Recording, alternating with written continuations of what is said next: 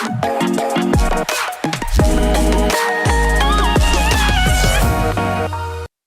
të dashur që rikëthujem në studia ashtu si që thashtë edhe në fillim të emisionit, sot të ftuar kam një këngëtar i cili vjen nga Tetova, është Besir Ismaili dhe me të do të flasim lidhur për projektin e fundit të lansuar të këngës Dedikim. Përshëndetje Besir dhe mirë se erdhe në emisionin tonë. Përshëndetje, mirë se u gjej, ishte kënaqësi të jem pjesë e emisionit tuaj. Është kënaqësi gjithmonë edhe jona të kemi mysafir të tillë dhe pse jo të bëjmë promovimet e projekteve të tyre më të reja. Kënga jote e fundit Dedikim. Po.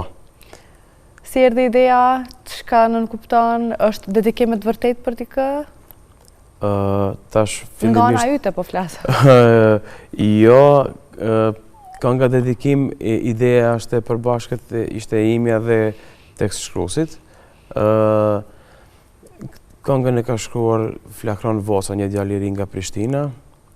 Pastaj përfundon në studio tek kompozitori me njohur shqiptar Ardian Kastrati. Kënga Dedikim ka diçka të veçantë, po them, nga këngët tjera. Nga vetë emri fillimisht ishte një çështje diskutabile se si ta quajmë këngën. Pasi që përfunduam pjesët në studio, tekstin e kështu me radhë, dhe filli pjesa edhe më e vështirë, pjesa e videoklipit. Fillim me përgatitjet dhe realizimin e videoklipit. Në videoklip vërehet domethënë pjesa e parë, në cilën po performoj unë me bendin tim. Është e pjesa më të shkëmbinjtë, ajo simbolizon një dashuri të ngurtë. Po them, në total, ky projekt është një ide kështu, si ta quaj, një dashuri që tashmë jeton vetëm në zemër dhe jo në jetë. Unë personalisht nuk e kam dedikuar askujt, isha pjesë e tekstit në disa fjalë dhe ndihmova tekst shkruesin, mirë po ideja ishte ati. Ideja ishte ati. E ke menduar, e ke preferuar vetë të vish me një këngë të tillë gjatë kësaj periudhës? Po, deri më tani kryesisht jemi fokusuar më shumë tek pjesa komerciale, te mbrëmjet të dashme dhe kështu me radhë, dhe më shumë kemi kontribu në këngë me melose popullore, këngë me motive popullore që të jemi sa më afër asaj komerciales, sa më afër dashmave, mbrëmjeve, kështu me radhë, tash po mendoja disi të rikthehemi asaj artistikes, të dëshmojmë se edhe neve jemi artist, pasi që kemi mbaruar edhe shkollimin e muzikës, dhe do të ishte kurorzuar më së miri kjo karriera në projekte të tilla artistike. Më trego sa kohë të mori deri në publikimin e këtij projekti, deri në përfundim, gjithçka që nga fillimi? Kjo këngë ka filluar diku në dhjetor të vitit 2024 apo janar 2025. Ka gati një vit e pak tepër ashtu. Më tepër kohë na ka marrë pjesa 6 muaj, diku 5 muaj pjesa e videoklipit, se ku do të realizohet, si do të realizohet. Kishte shumë, domethënë kënga në vete është si një thesar ku ka shumë për të treguar në videoklip, në shprehje domethënë, dhe to do është të menduar disi pak më me detaje. Këto detajet na kanë marrë kohë shumë, na kanë lodhur, po besoj ishte diçka e bukur dhe jam shumë i kënaqur me feedbackun e këtij projekti, e kësaj këngës që po më kthehet. Pasi që vlerësojmë publiku, njerëzit e dëgjojnë, është diçka e bukur, diçka të cilën ndoshta edhe njerëzit edhe i ka prekur emocionalisht, ju ka ndodhur më herët, kështu me radhë. Pritshmëritë tua për publikun për këtë këngë ishin pikërisht kështu edhe si e ke tani? Po, të drejtën po, pasi që Realisht, mua dhe grupit tim në mungonte diçka e bukur artistike dhe kjo ishte si ta quaj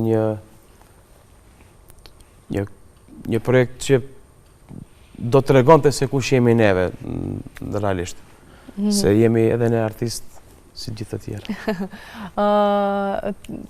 E përmende që desha të ndryshosh një zhandër, realisht kjo ardhë me një këngë tjetër. Cili është ai zhandri që të flenë më së shumë të ty në shpirt?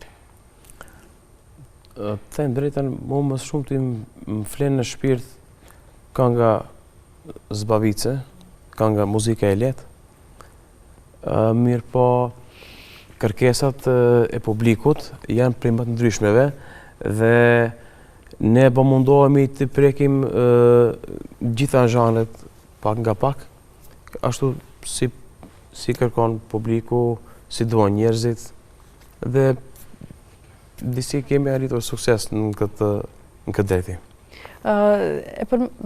Çfarë kërkon më shumë publiku yt nga ti? Publiku im nga unë kërkon këtë lloj këngë më shumë. Këtë lloj këngë? Po. Okej. Je tash duke përgatitur diçka tjetër? Je në përpunime sipër? Po. Se e di që këngëtarët asnjëherë nuk ndalin, edhe nëse lancojnë përderisa ata vetëm përgatisin. Ka diçka tjetër apo? Po, kjo është. Njerë po e shijon këtë. Po, kjo është e vërtet që tha pak më herët se artistët këngëtarët nuk ndalen. Krahas këtij projekti edhe disa projekte të tjera i kemi të përgatitura, me të cilët do të vazhdojmë vijim në verë, në fund vit dhe edhe për vitin e ardhshëm kemi atë shumë material të bollshëm, po them që për gati 2 vite mos ndalemi të punu, të xhiru, të lansu këngë dhe projekte të reja. Do të ketë bashkëpunime? Po, do të ketë edhe bashkëpunime, po ajo do të jetë surprizë për publikun, do ta lëm. Më andej. Po, më andej. Cila ka qenë kënga që të ka ndryshuar jetën deri më tani?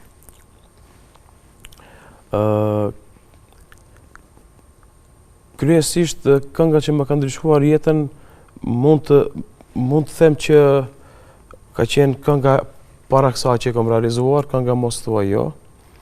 Edhe pse publiku, unë jam këngëtar i cili po performoj live gjithmonë. Dhe nuk jam këngëtari i playbackut që me prit publiku me lansu disa këngë që cila do të pëlqejë edhe më shumëti, po disi zemrat e publikut janë fituar dal nga dal duke performu, duke më pa, do me thënë live të më dëgju dhe këto këngët janë si, po them, një dhurat për publikun. Unë mundohem të bëj më shumë këngë që ta falenderoj publikun për përkrajen që ma jep. Okej. A preferon më shumë ndashmat apo koncerte? Kjo pak një përgjigje pak sa e vështirë për mua. Pasi që unë jam edhe solo këngëtar, kam performuar në disa koncerte dhe performoj. Kryesisht më të shpeshtë e kemi dasmat, po skena është magji dhe koncertet për mua janë të pazaventueshme. Më kupton. Koncerti është koncert, është diçka magjepse. I preferoj pak, po them më shumë koncertet i preferoj edhe pse ndashma jam aktual vazhdimisht. Besoj më trego kur e kuptoj që muzika është rruga yte? Unë kam kuptuar që muzika është rruga ime që në moshën 9 vjeçare. E kuptoj dikush talentin tënd? Po, mësuesja e shkollës fillore.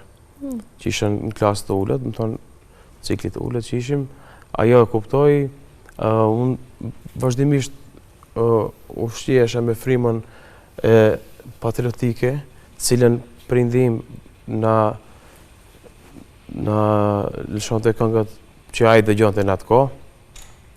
Edhe dal nga dal, unë i këndoja, ato kisha vesh, do me thonë, i këndoja vazhdimisht, edhe një rastisi mësuesja ndëgjoj, për ati momenti ajo pastaj në patronat shkollës, në festat 8 marsit, në festat pavarësisë, më nxirte aty te drasa e zezë, si i vogël edhe performoja. E nga aty atëre mora rrugtimin që të vazhdojnë shkollë fillore të muzikës, pastaj shkollën e mesme dhe akademinë e muzikës. Super. A ka pas momente kur ke dasht më udhërzu nga muzika?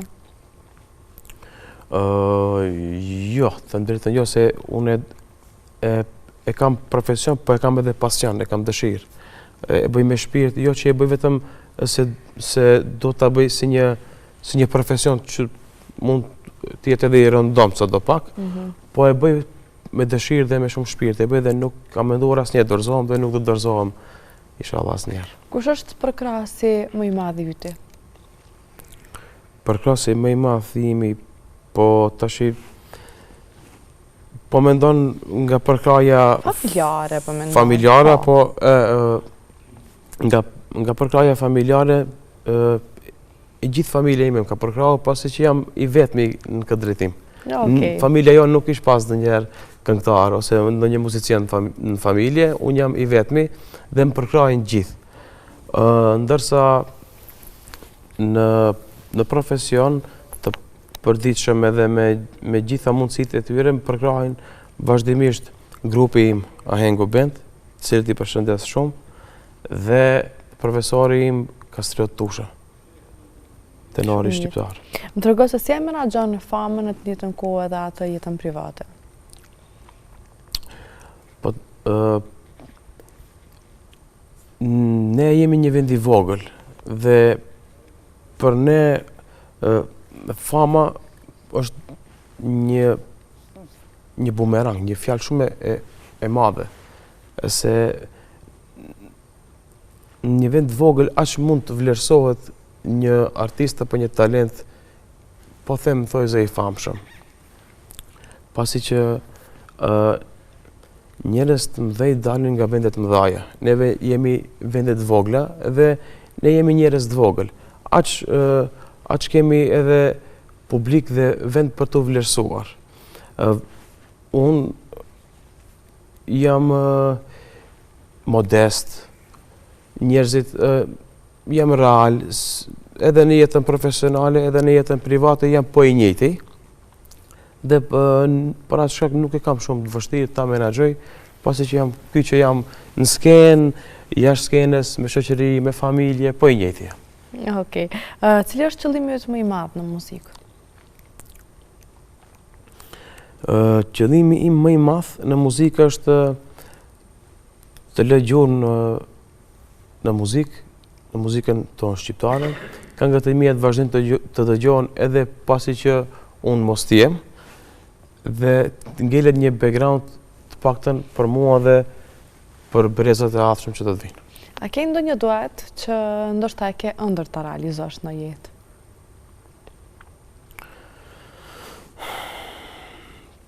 Them të drejtën,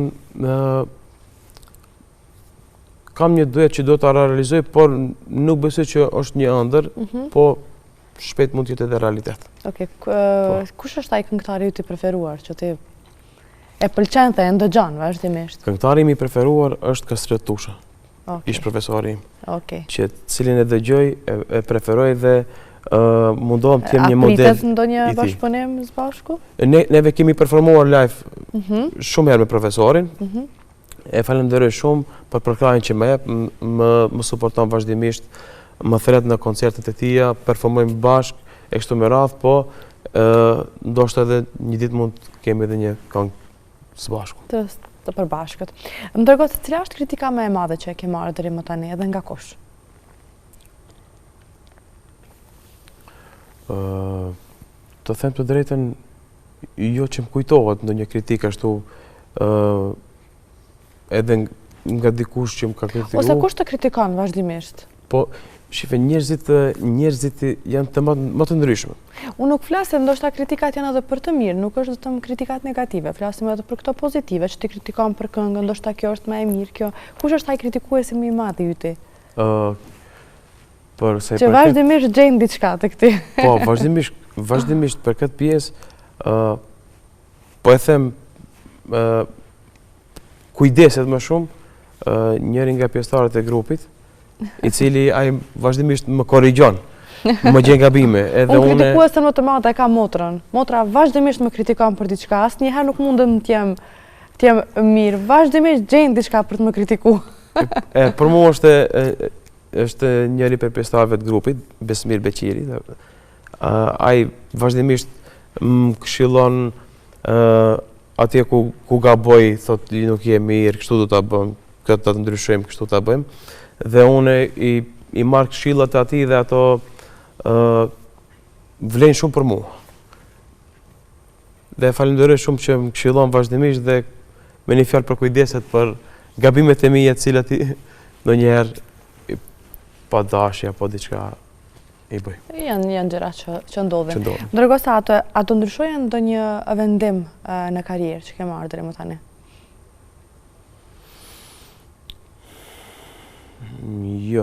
Jo, po them shkurtimisht, jo, se nuk kam ashtu diçka ndonjë vendim të cilin do të doja të ndryshoj diçka. Ky rrugtimi im është po ai që ka filluar dhe vazhdon të rritet ditë të ditës. Do me thënë, me këtë standardje. Po. Tani sezona verore ka filluar. Si që nga fillimi vitit 2026, si e shef agjendën tënde verore? Po, edhe pse është pak herët për sezonin e verës, ne kemi një agjendë të ngjeshur si disa vite më herët që i kemi pasur. Kemi një agjendë të ngjeshur, kemi plot evente, dasma, mbrëmje të cilat do të kismet performojmë dhe i falenderoj të gjithë ato që besojnë punën tonë dhe na kontaktojnë, na thirrin, na respektojnë. A ka pas ndonjëherë rast që të shkosh me ndonjë darsëm për të s'ke fare në disponim, e ke pas patjetër të shkosh dhe publiku fare se ka kuptuar këtë gjë? Po, jo, mund të jetë edhe shpesh, ndoshta edhe njerë që neve jemi njerëz, kemi probleme të ndryshme që të ndodh, po mendoj që vetëm njerë më ka ndodhur kisha ashtu, nuk kisha disponim, thjesht. Mirë, po puna ime është kjo, unë jam po i njëjti edhe kur nuk jam në disponim, jam po i njëjti pasi që puna është punë, do të respektuar, sidomos klientët, dasmorët, ato që na vlerësojnë, do me thënë na besojnë ditë më të bukur të jetës tyre dhe do t'jemi para to 100% që jonë. A të ka ndodhur të bësh ndonjë gaf live, por që mos ta keni kuptuar askush, vetëm ju dhe grupi ju e keni kuptuar? Të drejtën, jo, nuk më ka ndodhur ashtu diçka. Ne kemi disponim vazhdimisht, po mundohemi të jemi serioz dhe mos të ketë kështu lëshime nëpër mbrëmje, nëpër dasma, se zakonisht mos ketë kështu ndonjë gabim, ndonjë lëshim që ta varen apo mos ta varen njerëzit, neve jemi shumë kujdesshëm sa i përket seriozitetit në punë. Okej. Sa i preferon ose sa i pëlqeni si grup kur vinë nga dasmorët ose prishnat rendin e këngëve tuaja, kërkojnë këngë tjera, a lejoni një gjë të tillë? Sepse ka disa këngëtarë që nuk e lejojnë që të prishet rendi, por shumica edhe e lejojnë, sepse plotësojnë dëshirat e sa prishet ajo energjia edhe e juve, sa ndikon edhe në energjinë tuaj. Po kjo nuk e preferojmë, të drejtën, edhe neve nuk e preferojmë, po ne kemi respekt për njerëz dhe mundohemi të gjithëve të plotësojmë dëshirat, por ne kemi repertoarin tonë, të cilin e punojmë vazhdimisht, bëjmë prova me grupin, kemi repertoarin tonë, jemi të përgatitur dhe ne dim se çfarë duhet bërë në një dasëm apo event të tillë. Ato të cilët vinë me kërkesat e tyre, mundohemi t'i plotësojmë dhe kjo është ajo. Do me thonë, sërisht e plotësoni dëshirën e... Po. A ka ndodhur ndonjëherë që të kërkojë ndonjë këngë që nuk e dini? Po ndonjëherë mund edhe të kishte ndodhur, po e kemi zëvendësuar me ndonjë këngë tjetër dhe nuk është prish atmosfera, po kemi vazhduar. Cilat janë lokacionet që më së shumti je aktiv? Më së shumti është Tetova, Gostivari, Shkupi, kërçova. Pjesa jonë, do me thonë, pjesa jonë e Maqedonisë Veriut, po logu kryesisht, edhe në Kosovë jemi në Ferizaj, Prizren edhe kështu me radhë. Nëse s'do ishe këngëtar, çka do ishe sot? Nëse s'do ishe këngëtar, sot do të ishe një si ta quaj gjuhëtar, profesor i letërsisë Edhe unë mendova që nga fillimi të shihja më shumë ashtu për nga paraqitja. Po. E ke menduar ndonjëherë pse jo, sepse ti vetë se e ke kryer edhe këtë profesion, ta shohësh vetëm ndoshta në profesionin tënd ti jesh. Po, puna ime, profesioni aktual është me shumë ngarkesë. Edhe nuk na lën hapësirat merremi me diçka tjetër në privatësi. Po në një të ardhme tjetër. Po ndonjë të ardhme tjetër nuk i dihet. Nuk i dihet, nëse do të gjej pak kohë, do të kisha studiuar me shumë dëshirë letërsinë, se e dua dhe e kam shpirt shumë. A të krahasoj me ndonjë këngëtar tjetër, grupi ose shokët, familjar? Si fëmijë, do me thonë, unë vazhdimisht këndoja këngët e Ili Shaqirit, këngë patriotike, dhe më thonin Ili Shaqiri i vogël në shkollë. Po më pas ndryshova stilin komplet dhe unë jam një këngëtar të cilin rrallë herë e gjen dikund, unë jam këngëtar të cilët i cili përfshin gjitha zhandret. Edhe rrallë këngëtar ka të cilët janë po të njëjtë kështu si unë, pasi që secili ka stilin e vet dhe stili të përfaqëson se kush je dhe çfarë stili këndon, çfarë këngëtari je. Edhe unë doja të jemi tillë, po nga kërkesa e njerëzve, nga publiku, nuk mund të jemi tillë. Pasi që ato kërkojnë kanë kërkesa ndryshme dhe kërkojnë lloj-lloj zhandri, lloj-lloj muzike, dhe do të me qenë aty të publiku. A do të kishe pasur mundësi të na këndosh tani live mundet një refren i këngës tënde të fundit, ose ndonjë këngë që të pëlqen ta këndosh? Po, pasi që është aktuale dedikimi, kënga e fundit, ta këndoj një pjesë të refrenit, një pjesë shkurt të refrenit. Shumë kom vujt për ty, o jeta ime, kërkujtësia kam thanë, unë për ty e kalli botën, e shkatëroj dynjan. Okej, shumë e bukur. Edhe publiku atëre bindet definitivisht, sepse zëri yt është me të vërtet një zë i bukur, jo vetëm në këngë, por edhe live. Besir, unë falenderoj shumë që ishe pjesë e emisionit tonë dhe shpresoj takohemi sërish me projektet tua të reja.